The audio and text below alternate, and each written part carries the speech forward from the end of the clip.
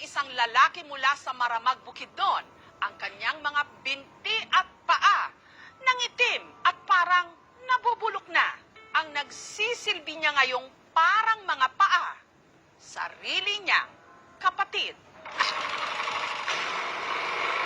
Sa tuwing sakay siya ng kanyang motor, pakiramdam ng 23 anyos na si Mark John, malaya siya. Halos araw-araw po kaming nagra-ride.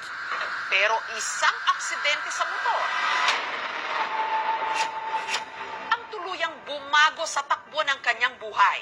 Dahilan para ang kanyang mga binti lumubo, nagkulay talong, at para bang nabubulok na.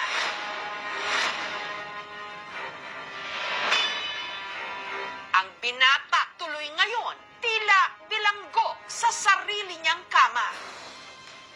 Naalala ko po yung kakalakad pa ako, nakakaupo pa ako. Sobrang hirap.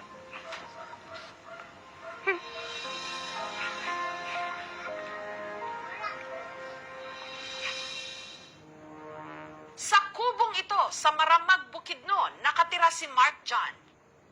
5 taon na siyang tila isa ritong preso. Ang kanyang mga binti at paa madalas daw namamanhid. Kaya kahit mga simpleng bagay, hindi niya nagagawa. Pagkatapos ng operasyon, hindi na ako makatayo, makaupo, makagalaw na, nakatagilid, hindi na rin.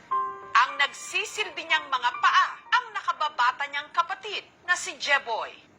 Nawalan ko. Naluoy kong kuya, hindi man siya kalakaw. Kaya pumibirado ako pa mo.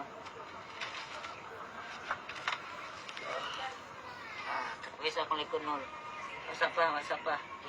Kaya akong likod nun.